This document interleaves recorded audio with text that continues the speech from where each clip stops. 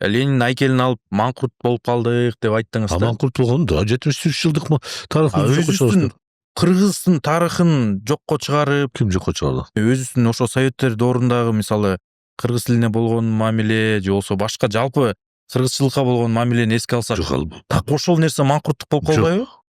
Жок. Во-первых, сен айткан нерселер ал таш менен орнотулган эмес. Ал тилде турат, китепте турат. Ал жазылган, айтылып атат, жазылат дагы. Ал эче кандай айтылып атат да. Жетишпестер ошо тил боюнча, башка боюнча, улуттук боюнча көп сындоочулар көп болчу. Идинтүүлүктү мисалы жок кылуу аракети 34 жыл болду совет бийлиги жок. Ошол жөнүндө жазганбы дейм да, маңкуртчулук депчи, өзүңдүн кыргыз чикен тип эле го, чикен башкача ал өзүнчө. Совет бийлигинен албаган сыйлыктар жок ал кишиники. Дандан азалган бир гана совет бийлик болчу. Ал бир сөз айта албайт да. Тескерисинче ал совет бийликти бир гана мыкты айтчу да. Ал киши жамандыкты көргөн жок деп айтабыз да.